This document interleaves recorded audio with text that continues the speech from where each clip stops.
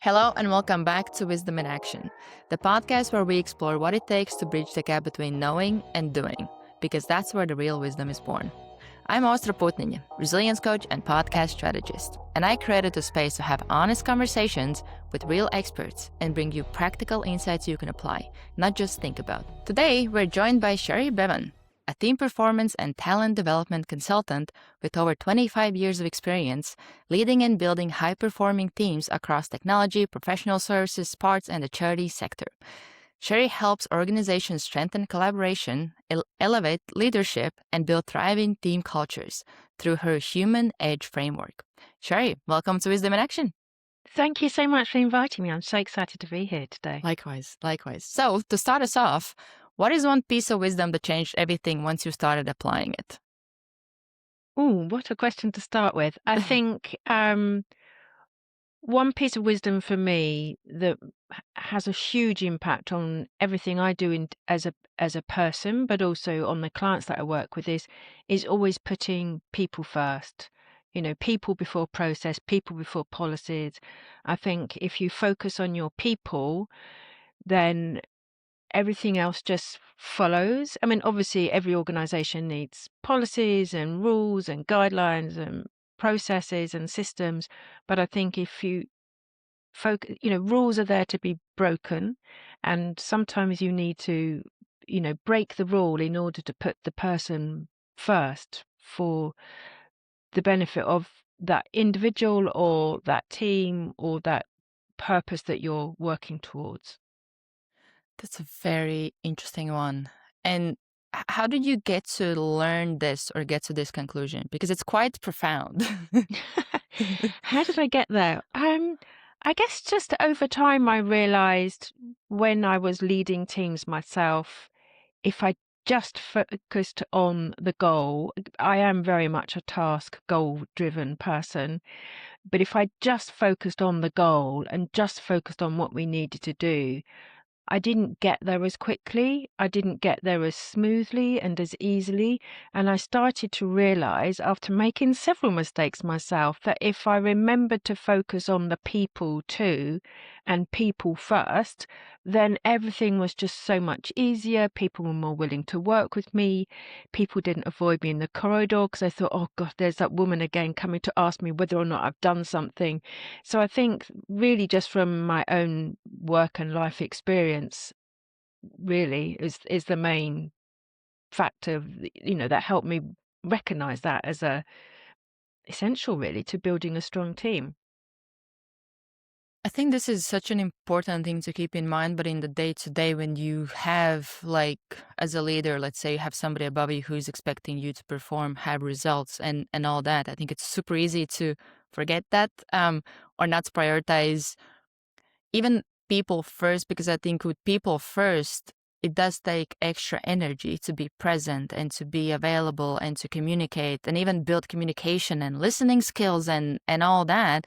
It's a lot of extra work on top of a lot of work you already are doing, especially if you're stressed, which a lot of times can affect how we can behave, or we become like more maybe shortcoming in our responses or not as like understanding and all that. Where does somebody start to even build that ability to put people first, especially in super overwhelming, like, dynamic and environment that we have a lot of the times? Yeah, you're so right. So many of us work in organizations where there's a lot of pressure to get things done on time, on budget. I think there are some very small, simple things that you can do that have a big impact. So, for example, when you're talking with someone, when you're doing a one-to-one conversation with that person, is being fully present in the room and not trying to catch up on your emails at the same time, but being really super fully present, because then so much of what we do when we're communicating, it's not just about the words that somebody says, but it's also about what's not being said and their body language and their tone of voice. So I think being fully present is something that doesn't take an awful lot of extra time and effort. And then the other thing that I have seen, and at first, being very much a goal-focused person, I dismissed this as being, oh my goodness, as if I've got time to do that as well. But honestly, this has made the biggest difference to the teams that I've worked with over the last few years. But doing team check-ins or check-ins at the start of every team meeting, and I fully subscribe to the fact, oh my goodness, what a waste of time. I used to fully subscribe. I don't now, obviously. But it could be something so simple and easy. It only takes 5 minutes at the start of a session. And even if the first few times you try this, you just get tumbleweed, then I encourage you to really keep going with it. And also to be authentic and upfront and say, this is why I'm doing this.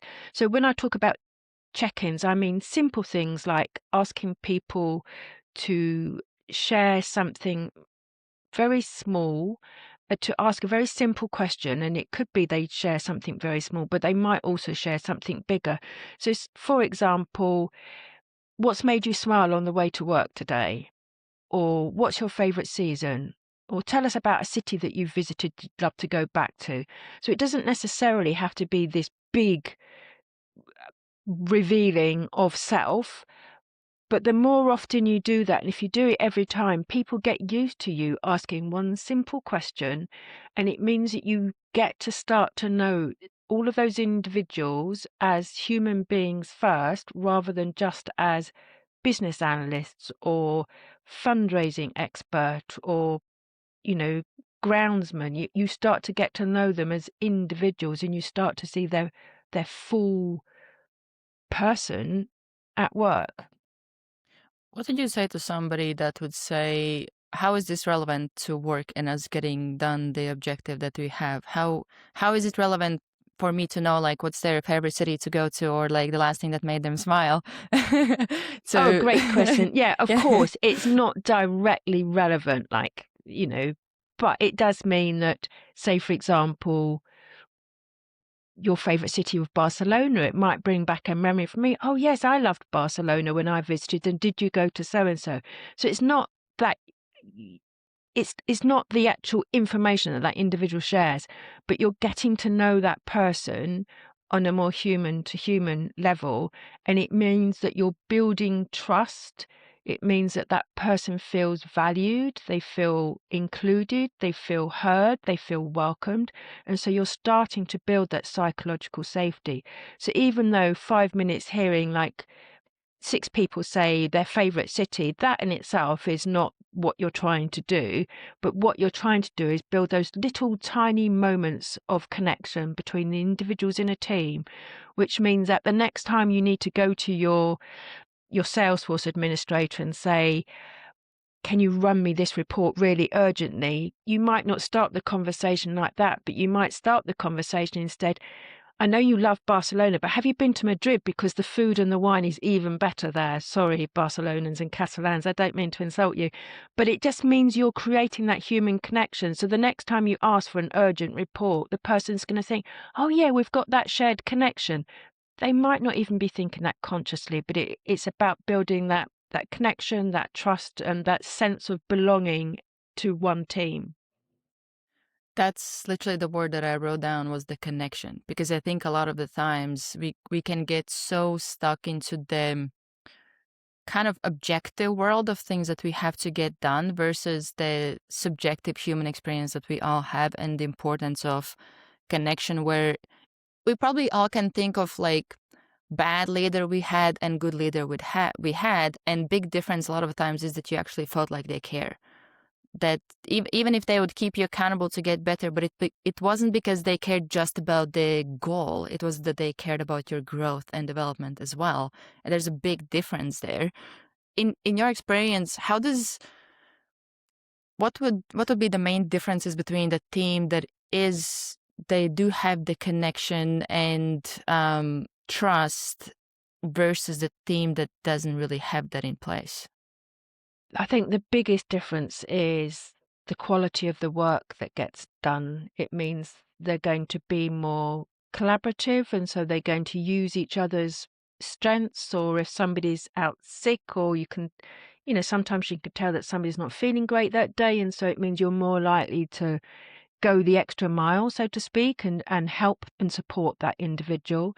I think it means if everybody's got that sense of connection and belonging, it means you're more likely to hear the different points of view. So then if you're creating a product or you're building something, you're more likely to hear everybody else's voice. And so therefore you get that diverse thinking, which means the product you produce or the service you provide is a better fit for purpose.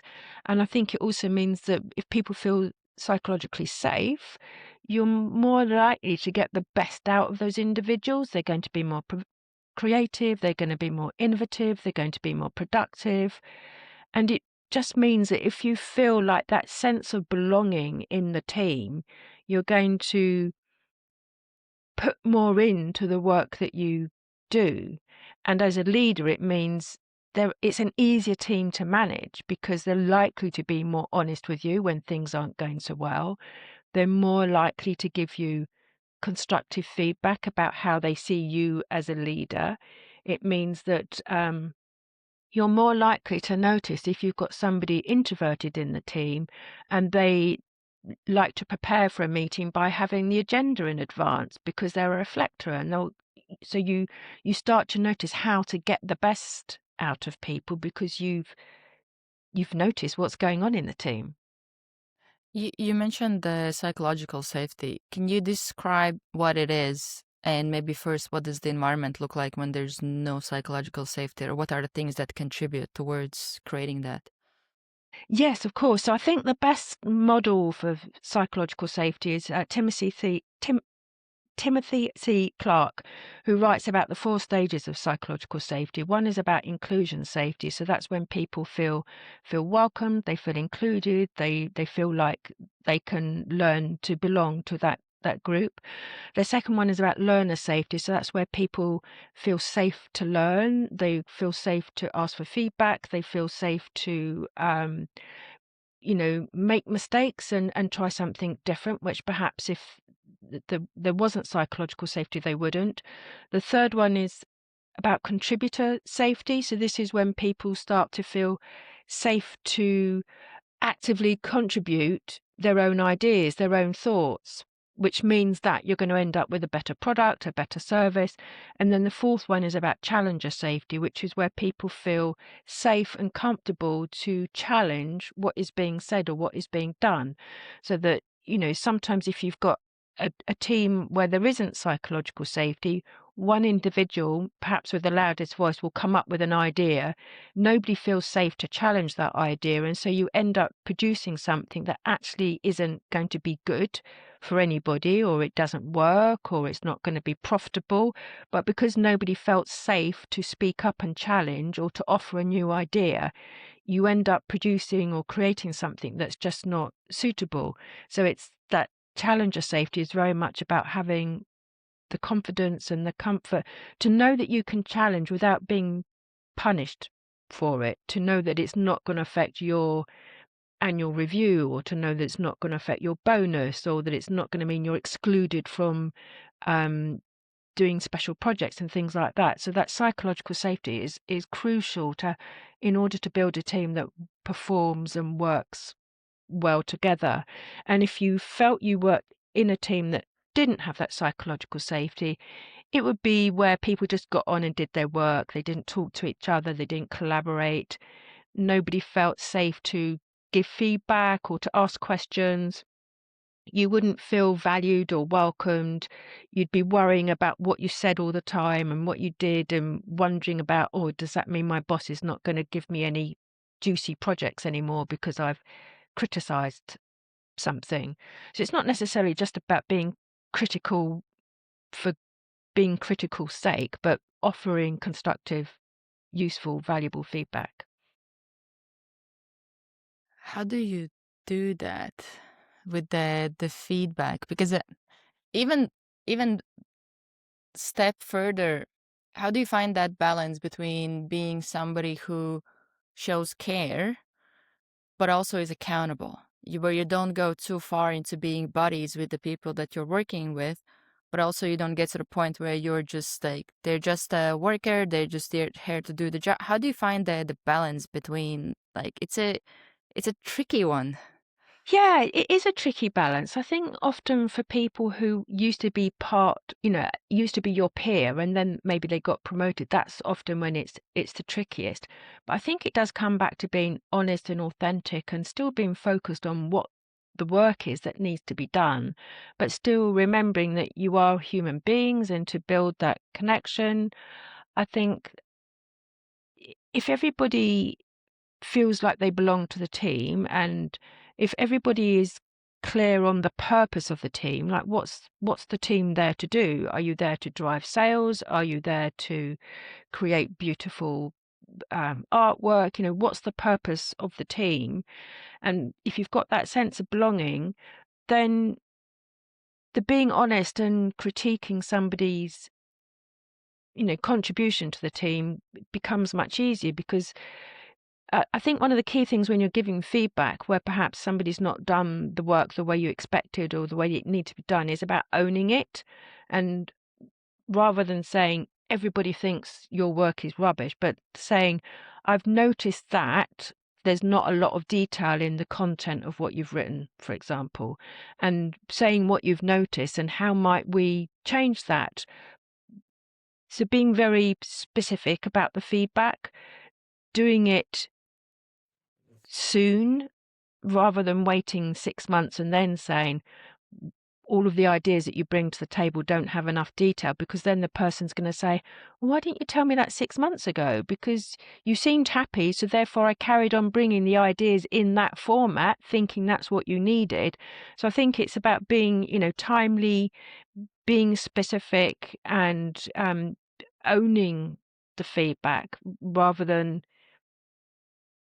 it's about not being too fluffy about the feedback, but actually saying, what I've noticed is, rather than everybody thinks your ideas are a bit rubbish, because that's a bit rubbish is not helpful. You need to be able to be specific so that the person knows what could they do in order to improve and grow.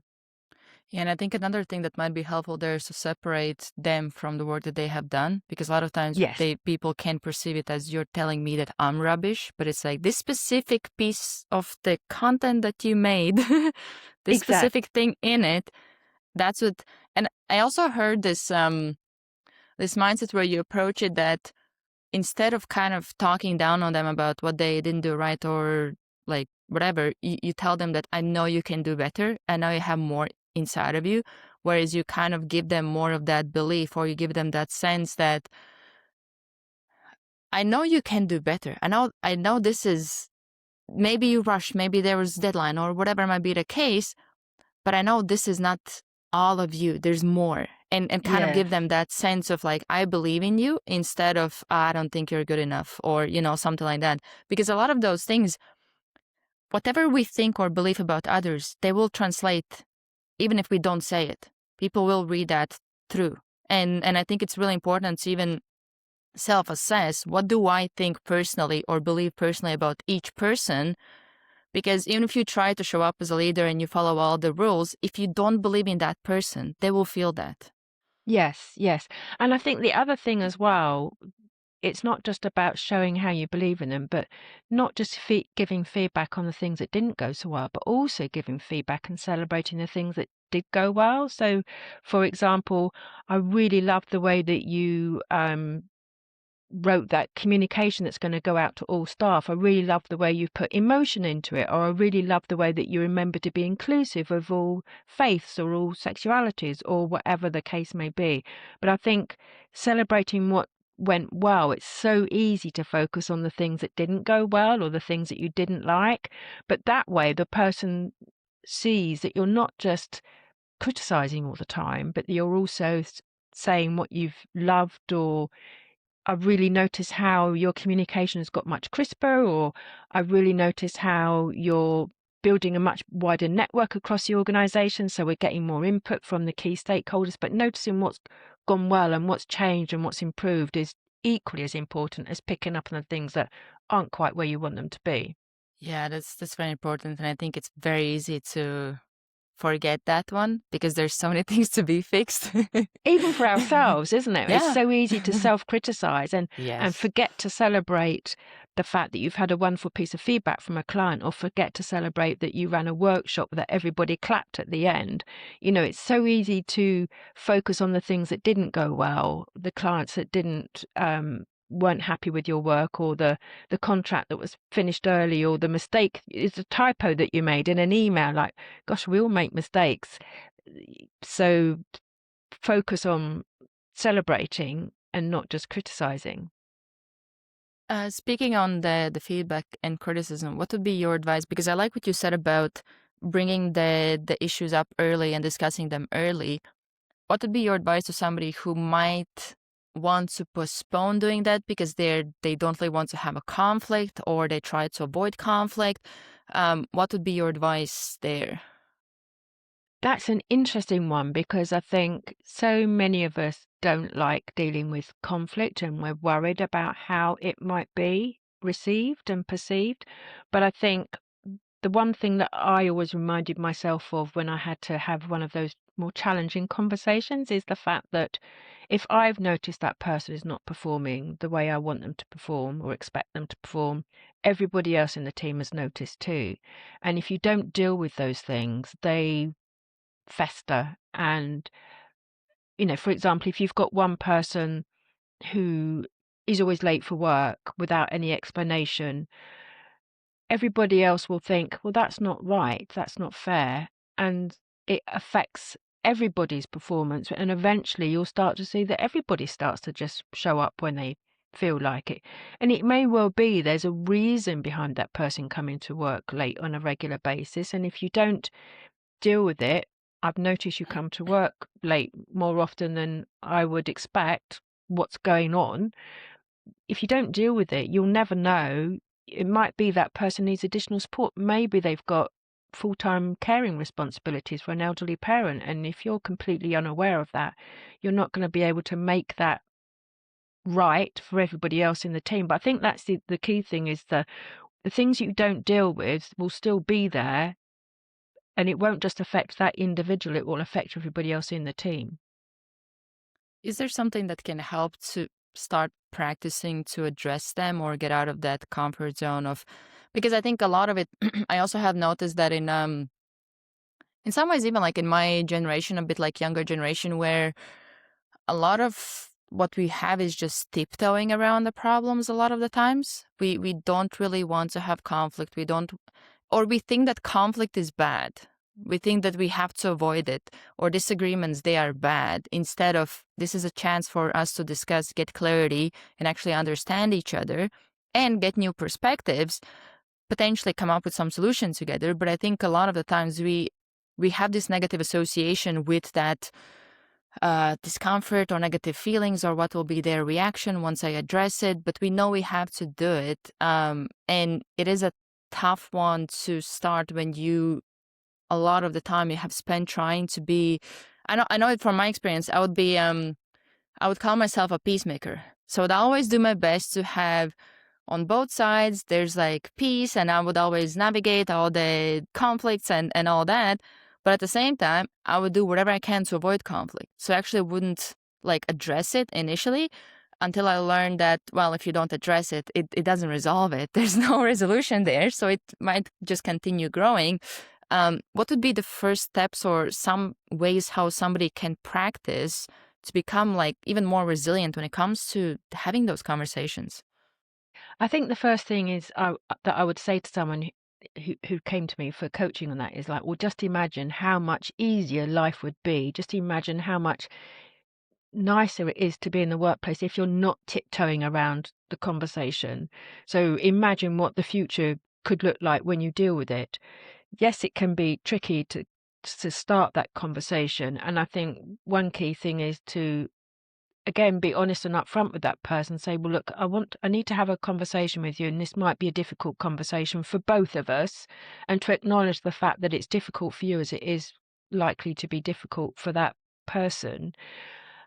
And I think I almost wanted to say it gets easier with time, but I don't necessarily think it gets easier with time, but it gets, um, easier to get started with time, I suppose, because the more often you do it, the same with anything that's difficult or challenging, the more belief you have in yourself that you can do it, and you're doing yourself a disservice if you don't deal with it, because like you say, conflict will just, if you don't deal with it, it just carries on and carries on.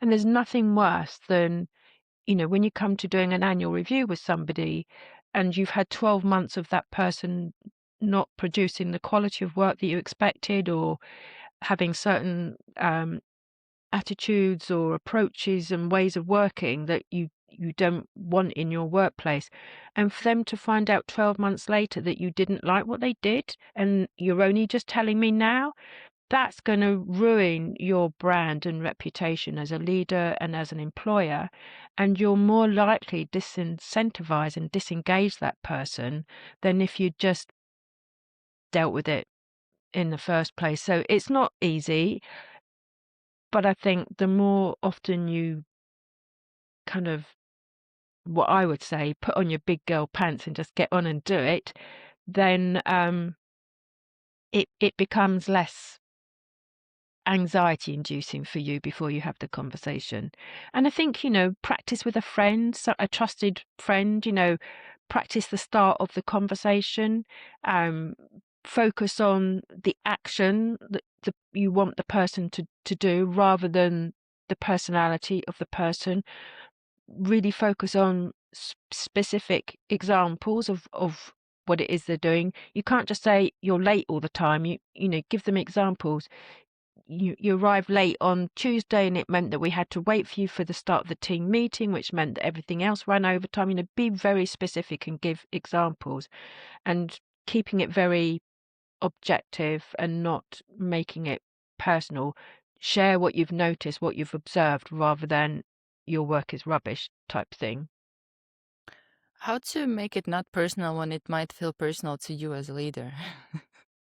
Oh, what sort of examples are you thinking of? Uh, I don't know. I was just thinking of, I know that in general, a lot of the times, not making it personal is a good advice. But let's say if, I don't know, like for example, the person was late and the whole team meeting was late, and now let's say I as leader, I get, I don't know, somebody telling me that it's your fault that like we're late, or let's use that as an example. Yes, that's a good example. I think when I say not making it personal, what I mean is not making it about that person. You've got to stick to the facts, is what I'm trying to say, I guess. Making it factual, like you were late on Tuesday and therefore the team meeting overran and it meant that the budget meeting didn't start on time. So keeping it to the facts rather than you're always late or you're a lazy person and you never get out of bed on time, because it might be something completely out of their control. Um, but unless you have the conversation, you're never going to find out. So, so rather than describing the person who's always late, using that example still, is, don't describe them, you're lazy and you don't work hard enough, but instead describe you're late every Tuesday and Wednesday, because those are the facts. So when I say keep it personal, I mean keep to the facts. Yeah, and I think especially if, because I can imagine that there can be some people, let's say in that specific situation, where they do want to tell something to that person because now it's like they are being responsible for the consequences. And I think there's two things to that. One is that leadership is probably one of the best ways to do self-development, because there's a lot of self-assessing you need to do. There's a lot of emotions that will be coming up. So it's all of those things, like a lot of it is also like emotional triggers. I look at them as opportunities to explore what is the gift of this situation. What can I learn about myself? What was triggered? What what made me to feel like I want to respond, or I want to like go and tell them everything I think about them, because like now it's on my shoulders to fix the problem, or whatever might be the case. And the other thing I realized this couple of years ago when I was having a conversation with one of my podcast guests, that a lot of times we tend to approach a lot of things, not just like certain situations, with judgment instead of curiosity. And the moment we replace judgment with curiosity, so many things start to change. And it's like with everything, with ourselves, with other people, with like person being late, instead of being judgy about it.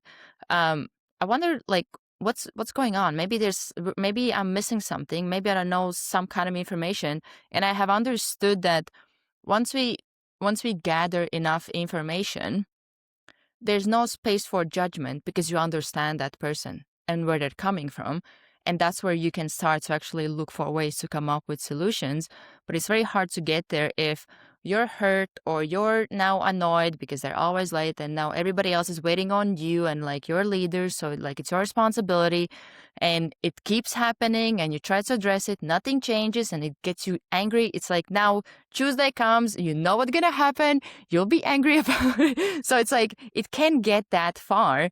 And it seems like it's a small situation, but a lot of times we don't need much. And we all have different paths, different experiences that can trigger us and can make us feel a certain way. So a lot of this, like, or maybe we can, or you can share a bit more about the importance of being self-aware and being able to self-reflect and look within and kind of analyze what's going on. How do I show up? How do I improve my like reactions or communications, because a lot of those things, we are emotional beings, we can't dismiss that. So there's a lot of self analysis in some ways and self growth that needs to happen to be a better leader that people can rely on. Yes, absolutely. I agree with you. I'm a big believer in journaling on a regular basis. And in fact, one of the things that I do in December is on my social media, I share reflection prompts for leaders of teams Oh, to I get saw them to some of think them. about, you know, what's delighted you about your team this year? What's the one thing that you thought you could have done better on? And I think you don't necessarily need to do all of that self-reflection or self-assessment in public or with your team, but certainly reflecting on your own behavior and actions and celebrating what's gone well. But journaling for me is a really valuable way of doing that. So I write by hand in a journal book and think about, what went well. In fact, I use something that my children had on their primary school books from their teachers when they were being marked on their handwriting or their stories that they'd written. And the teachers would write EBI, even better if. So even better if you did XYZ, and then WWW, which was what worked well. So as a very simple reflection, like what worked well this week would have been even better if. So a very simple thing. But I think actually journaling, to come back to that example of where we're getting angry and upset with that individual for their actions or non-actions, journaling to get that frustration out and that emotion out so that when you have the conversation you can be more objective and more professional and focus on the facts and not on the fact, still a fact that you got angry. That is a fact, yes, but it's probably Yeah. not the one that you want to focus on. You want to focus on the consequences and the outcome. So I think journaling is a really valuable thing to do to reflect on your performance as a team and as a leader of that team. And I think that's something I learned personally to do when I trained as a counselor, and obviously training as a coach, we're encouraged to reflect as well. But for me, it's something that allows me to assess where I am doing things really well, but also to assess on where I could do something differently or stop doing something. I think it's a really valuable tool because I think you're right. Leadership, when you become a leader, it's such a huge opportunity for self-development and growth. Yeah, it's journaling is a big one. I also can see how it can help to be more present and more aware, because a lot of what I have noticed with journaling is that it helps you to become more aware, because as you're writing it down, it slows down your thoughts. So you actually are able to observe it and see it and process it instead of it just like being in your mind. And also, I started to do this rather recently. I have been doing it on and off with like daily reflections and weekly like planning and intentions and reflections and all that, where I think a lot of it actually helps to be especially if you come up with like some prompts that support what you want to focus on, it really helps to be more intentional and less reactive in what you're doing, where you show up more present, you're more, I don't want to say it's more proactive, but you are more intentional. You actually are here instead of automatically dealing with whatever comes up. There's something about that reflection or looking back on the day or planning the day ahead, and even like planning ahead what could come up and how could I respond if that happens, where you can actually practice to respond differently because different situations will happen. And it's a I like to talk a lot about that behavior change, where a lot of times we do something or say something we don't want to say or be a certain way, and then we now beat ourselves up for it. But the window is, you have stimulus and response, and the window initially is so big because we just lack awareness and we lack like ability to actually process what's happening. So that's usually when we can look back and analyze situation and kind of think, what could I try differently next time? Next time you probably still will behave the same way, but you're more aware maybe as it's happening. So the Yes. window is slowly shrinking, where you over time with practice you can get to the point where, like right now I'm at the place where if somebody says something that triggers me, I can depends on the person, but if it's a person that can actually, I can discuss it with, I will tell them, what you just said triggered me. I kind of want to unwrap that and kind of think about it.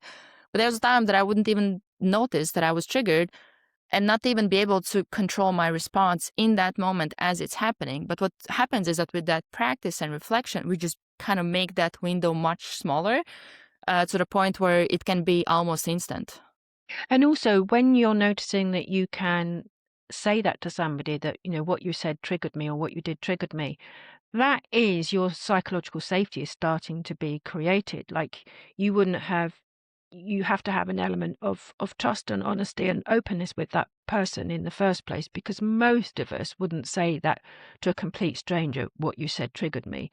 So that is a key sign that, you're moving into that challenger safety stage in psychological safety, that you felt safe to say what you said triggered me and to have a Yeah. open and honest conversation about it. And I think even going a step further, we all need to work on psychological safety within Yes. ourselves. Oh, yeah, absolutely, absolutely. Yeah, it's one of the things that I think is one of the most important things to work on for ourselves, but and also for our teams as well. Because I think it will come across. I have seen it in myself that the more secure I am with myself and the stronger I have my relationship with myself, the more, for some reason, people feel more safe to be themselves around me because I feel safe to be myself. Yes, and because you're being honest and authentic and true to yourself, whereas when we're not so confident or so sure in ourselves, or we don't trust ourselves, we can't put our finger on why, but we sense that this you're not being quite honest with us. We don't know that it's well, I mean, sometimes you can tell, and it depends on what your emotional intelligence is like. But you'll be able to sense that, oh, Sherry's not being totally honest with me here. You don't know whether that's because I'm dealing with something else going on in my life right now, or because I lack confidence, or because I feel like I don't know what I'm talking about. So yeah, the more you have that, the more you trust yourself, the more other people will trust you and the more they'll open up to you. Yeah, it's a very interesting game with many levels to master. Yes, absolutely. Can you talk a bit more on your leadership? What was it called? The Human Edge Framework. Yeah, so the human edge framework is something that I work with. I don't sort of take people through a set process as such, but these are the kind Hmm. of the things that I believe in. So I have these 5 key success factors for teams. I think I've talked about all of them already. So in order to have a successful team, you need to have trust, you need to have purpose, you need to have honesty, you need to have that sense of belonging, and you need to have growth. And when I talk about growth, I mean that growth mindset and willing to learn and grow and develop, for a team that might be providing opportunities. And that's all part of my human edge framework, which is kind of like a series of mantras, I suppose, that I use often when I go in to work with clients. So the first one being what I started with, people before process. So process, policy, guidelines, all super important, but you've got to focus on those individuals as people first. The next one is, again, we've already talked about this, but courage before comfort is the way I describe it. So Mm.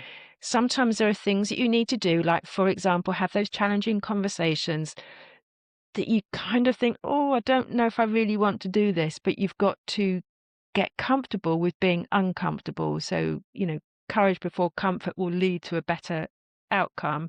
And then the final one is all about that growth and learning how to make mistakes and be okay about making mistakes, how to acknowledge your failures, how to push yourself to do more, to learn more, to push your comfort zone, and focusing on that more than about having the perfect conversation with somebody or having the perfect running the perfect workshop, but running a workshop that you can learn from and grow from. And so yeah, it's about being comfortable with making mistakes and taking action and not waiting for the perfect moment, because the perfect moment will never arrive.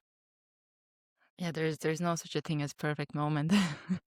No. And I heard one entrepreneur say about this that you will never feel ready to do something you do for the first time. It's just not going to happen.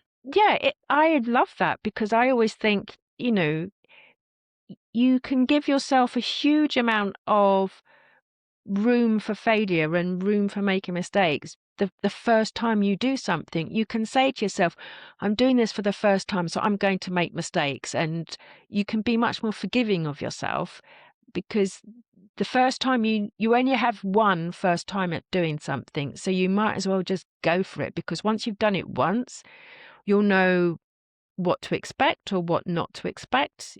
It just gives you that little bit more information so that the next time you do it, it's going to be easier, or take less time, or to be more productive. So yeah, you can only do the first time once, and you can give yourself lots of room for errors and mistakes and be much more forgiving of yourself. I mean, my former CIO, she used to describe me as a controlled perfectionist, because I do like things to be perfect. Um, but I've kind of let go of needing everything to be perfect, but I still like things to be very high quality. And I think, she described me as a controlled perfectionist, like I knew when to stop focusing on the perfection. But I know in my younger days, it used to drive some of the people that worked with me, used to drive them crazy, because we were writing on, I remember one time we were working on this technical manual for the systems administrators, and we'd be working through the text, and I would be interrupting every 2 minutes and saying, oh, we've got a full stop missing. Oh, there's a typing mistake there. And oh, I think that's spelt differently. Or should we maybe change the way? Oh my goodness, Sherry, can we just get on with it? And then we can go back and edit afterwards. So, okay, okay. Yeah, I really liked how David Goggins describes like failure. He said, let's say he tries something and he fails or it's not successful, and he says that he doesn't look at it as a failure. He looks at it as, this is my first attempt. So this is me learning. And I had the same thing with I was doing a half Ironman 2 years ago, and I signed up to it 90 days before, and I could barely finish half marathon. That when I signed up, I haven't really done open water swimming. I have never been in a road bike, and I have 90 days to not only figure it Wow. out but prepare for it. um, but the biggest thing that I learned throughout, and I ended up finishing it as well, so I got my medal, and it's like, yeah, on to the next one. But when I signed up, I wasn't even in a place where I know I can finish it or I might finish it. I couldn't. I just had 90 days to, and I approach it with curiosity instead of judgment. Oh, I don't think I can do it. And even on the day of the race, I'm like, I don't know if I can do it. I will find out today. And all of the things that will happen, which there were a lot of things that went wrong as per usual with most of the things you try for the first time. That's the learning curve where I got so much more information than I could have ever had with doing plenty of research, because I experienced it with firsthand experience with actually going through it experiencing the pain or things that go wrong and all those things, I learned way more by having not as good first attempt versus now mapping everything and trying to make it like perfect and working and all that, which probably would have taken me another year to do it. So that's where I think it's a big lesson to find that balance between we want to have things perfect, but also we probably learn the most when we actually go and do them, even if we're not ready yet. I'm a big believer in doing stuff even before I'm ready, and to not wait for the perfect moment and just get started. Even if you don't know what the next step is going to be, just get started. And that comes back to everything that you do as in life, really. Like, if you don't start, you'll never finish. So you've got to get started. Getting started is the first step. Yeah, and I have this concept that I always talk about: commit before you're ready. Yes, And absolutely. somehow you always find a way to make it happen. Because once you've committed, even before you're ready, then every time you do something that's going to take you one baby step closer to it, you're going to remember, I've committed to do this, and I've committed to do something that I'm not ready to share live on air yet. But and every time now that I do something that's going to contribute to my success or otherwise, I'm thinking, oh yes, I've decided, and I've told someone else about it for accountability. And it Yes. just keeps you going, because at the moment I don't know if I'm going to be able to do it, but if I don't commit, then I'll You never won't be able find to do out. it. Yeah. Exactly. Yeah. All right, Sherry, before I ask you the last question, where can people learn about you, connect with you? So LinkedIn is probably the best place to connect with me. I think there's only one Sherry Bevan on LinkedIn, which is quite nice. Or my website, sherrybevan.co.uk, would be the other place. But I'm very active on LinkedIn, so find me there. All right, we will have it in show notes as well. So last question I have for you: what is one piece of wisdom you're still learning to live? Oh, that's a good question. I think